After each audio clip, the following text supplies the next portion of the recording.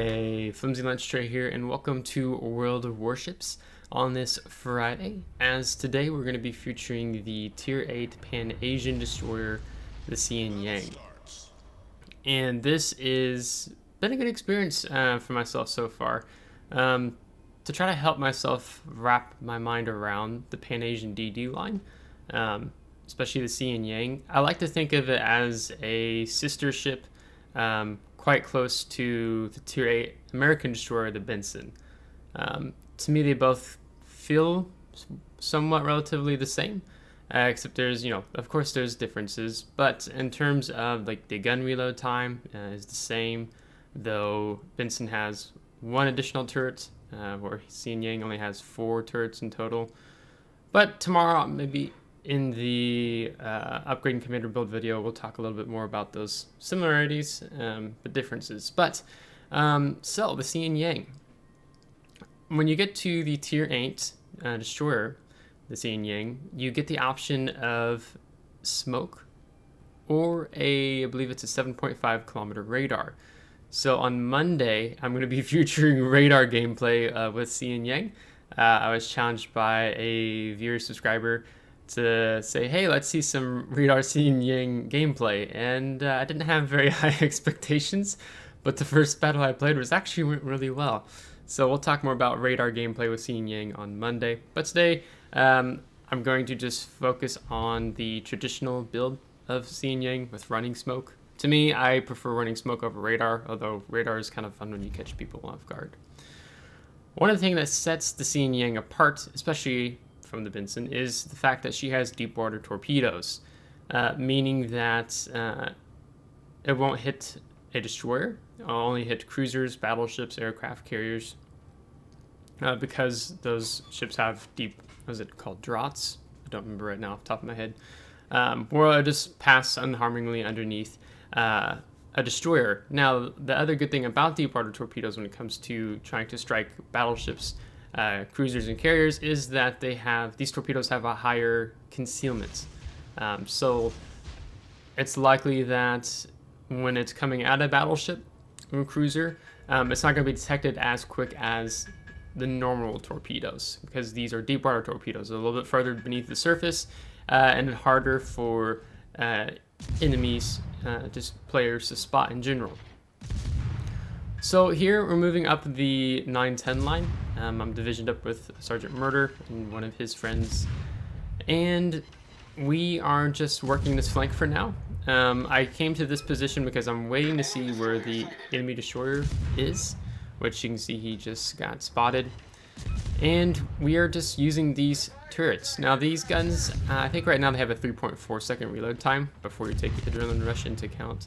But these guns are quite nice, and you're going to see me make a lot of use of them in this match. So we get a torpedo hit there, another torpedo hit, both flooding. So that's really nice. So now they know that the deep water torpedo destroyer is over here. One of the ways you can tell that it's deep water torpedoes is that the triangle icon is a little different. It's smaller or something along those lines. So sometimes I panic as a destroyer and I see torpedoes coming at me. I was like, oh wait, those are deep water torpedoes, and they just pass underneath me, no problems at all. So being able to utilize this island, it has the same feel to me as, again, playing an American destroyer, where I don't have to worry about using the smoke right now. I can just utilize the island for free. I do want to be a stopgap for now between my teammates and the enemy destroyer over here, the Mahan. So we're going to just keep focusing on these 2 battleships. You can see we've set 4 fires now. It's quite nice. And we're just kind of playing this as I think, was it the Gigantus now took a shot off at me?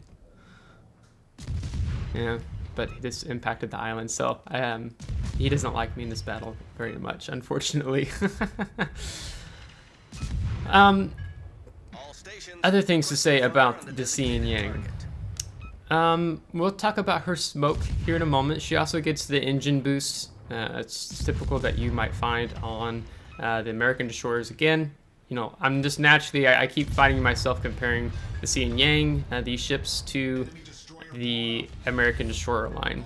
And I think some of these ships, the Pan-Asians, had historical origins with as being a U.S. destroyer. But we'll again cover that tomorrow in the WoW's Wiki article. So we've got rid of the enemy destroyer, the Mahan, on this flank, which means, as the Gigantus now still takes shots at me, which means that now I don't have to worry about my teammates having to deal with a torpedo destroyer, same torpedo destroyer. And we're going to move up around the flank here because I want to get closer because we've pushed off the battleships. You kind of have that effect sometimes, especially you can see I'm just sitting behind this island. I'm being Cancer pretty much, and causing a lot of that fire damage. So, you know, 5 fires and 76,000 damage, and we're just over 5 minutes into the game. So actually pretty good for that type of start here on the map. But now we got to reposition. We need to move up because the enemy team has been falling back slowly but surely.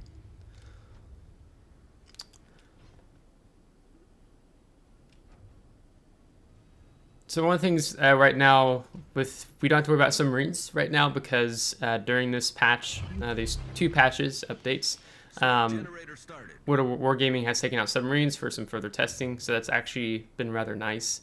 So you're not going to be able to see depth charges in action or in use today. But maybe they're probably not far in terms of damage from like the Benson. But again, we can check that out tomorrow. So I'm laying down some smoke here for Sergeant Murder. He's in the German battleship, the Brandenburg.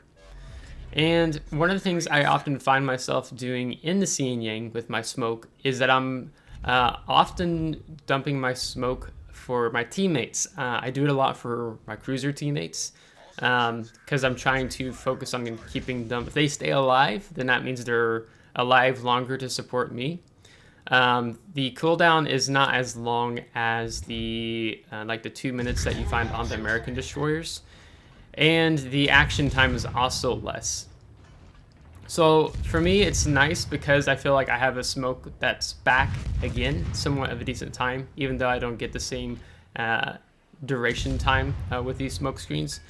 But because you can see we had 5 smoke screens, I often find myself just again dropping them for teammates and keeping them alive. I had a game where I was bottom tier on I'm trying to remember the name of that map. Anyhow, I had a Dutch cruiser teammate with me, and it was hard to push into the enemy. I couldn't do a whole lot. The torpedoes stock are 8 kilometers, and then you're able to upgrade to 9.5. And I had only 8 kilometer torpedoes in that battle, so it made it really difficult to try to push in and use my torpedoes. So what I ended up doing is that I kept dropping smoke for my Dutch cruiser teammate back off behind me. So he was able to keep all his guns going as I kept him concealed. So that further helped the damage output of my team on that flank.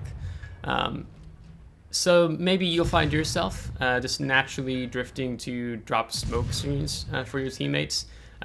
I try not to only use my smoke screens selfishly for myself. I mean, here you can see again, I'm shooting from the cover behind an island. I don't need a smoke screen for myself right now, so I'm happy when I have the opportunities to drop them for my teammates to make use of, for them to push up, make maneuvers, or if they need to heal up as an example. So as the Gigantus now is still running away from us, you can see the Queen Elizabeth has completely moved over to the 7 line, wants nothing more to do with us. With this Helena here, he's quite low health, he's trying to get behind this island, but we're going to chip some shots in on him. Let's see if we get the kill on him, because I don't actually remember what happens here. I had this battle, I think, earlier this week, or this past weekend, so... I actually already have enough XP to go ahead and pick up the Chungmu. It's the tier 9 Pan-Asian destroyer. So expect to see a battle, or it'll be a couple weeks before I start featuring that, because we have some other ships we're going to feature before we feature Chungmu. So we do indeed get the Helena, or the Helena. Take a little 1 shell there from the Gigantus now. And we're going to slow down and pop our smoke screen. Since he's fired, we're going to be able to see him even if no one has eyes on him from my team because of his smoke firing penalty. So what I liked about, and one of the reasons I wanted to show you this gameplay footage, is because I feel like I made decent use of the torpedoes. We don't get a lot of torpedo hits, but we make really good use of the guns. So for myself, in some of the battles, I'll find myself, playing this role while I'm using the guns a lot. Or if I'm bottom tier, and, dealing with, Petropavlovsk and other cruisers, with that 10 to 12 kilometer radar, I often find myself going stealth mode, where I'm not firing the guns very much in that match, and I'm just trying to get around maybe on the flank of the enemy team in a position where they don't think I was in comparison to the last position I was on the mini map, but they can see where I was. So I often just kind of find myself alternating between these two roles, because the Hsienyang is indeed a hybrid destroyer. Again, we'll go into more details about that tomorrow. But what I like about the hybrid destroyers is you can decide, kind of which hat you want to wear. Am I going to be open gunboating, using smokescreen, using my guns a lot, or am I going to be going more stealth and trying to utilize these deep water torpedoes? Other thing I didn't mention with these deep water torpedoes is that they hit harder than standard torpedoes. As I'm using the island here, I decided to turn left because I want to get the island between me and the Queen Elizabeth, so I hopefully don't take any damage from him, because I was trying to gunboat down that Gigantus now and finish him off, but he got to heal off. But those deep water torpedoes, they get more damage, so they hit heavier, they hit harder, which is really nice. But again, it can be frustrating when you want to torpedo a destroyer. You're not going to be able to do it in the Pan-Asian DD line. I think as of this patch, when you actually lock onto a destroyer when you have your torpedoes up like I do now, you get an X icon saying like you cannot hit this target with the torpedoes. Kind of like how when submarines get beneath 20 kilometers and it's saying with your guns you're no longer able to do any damage to the submarine because he's too deep. They finally added that in for if you target an enemy destroyer with deep water torpedoes. So that's really nice, because I see a lot of players, I've had meme compilations where, an Asasio, and those torpedoes can only hit aircraft carriers and battleships, or an Asasio player on an enemy team is trying to torpedo me and a destroyer, right? So it's rather amusing. And the Asasio torpedoes hit even harder than what these torpedoes hit at. So we're going to get a torpedo here on the Queen Elizabeth in the rear. Another flooding. So you can see every time we've hit an enemy ship, we've got flooding so far of the 3 torpedoes. I also mounted some of the combat signals to increase the chance of causing flooding as well. The Queen Elizabeth just fired, so this is why I decided to go ahead and open up. He's dealing with a cruiser. Can't tell what cruiser it is. It could be a battleship. He's pushing in and down off to his port, and so I'm going to be up here off his rear starboard stern and just throwing shells into his superstructure. So again, it feels really comfortable for me because I've played through all of the American destroyer line of the destroyers. In my whole experience from World of Warships, I've played American destroyers the most. So it feels really similar to me. So if you enjoy playing the American destroyer line, you're likely going to be enjoying the Pan-Asian destroyer line.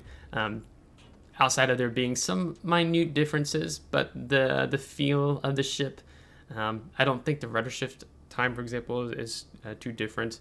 You get the smoke, you get the engine boost, so you kind of feel right at home, even with how the gun turret setup is on the Hsienyang when you're also looking at the Benson. So if you like the American destroyer line, I would recommend playing through the Pan-Asian destroyer line. It's really funny when you're able to line up torpedoes, because these torpedoes do so much more damage than just standard torpedoes. Being deep water torpedoes, when you just annihilate targets, it's really amusing. So I'm having a little bit of fun of chat, because we had a Russian carrier destroy a Russian carrier. Is that allowed? here in World of Warships. Our other flank held on strong. It's just one last enemy destroyer that's alive right now.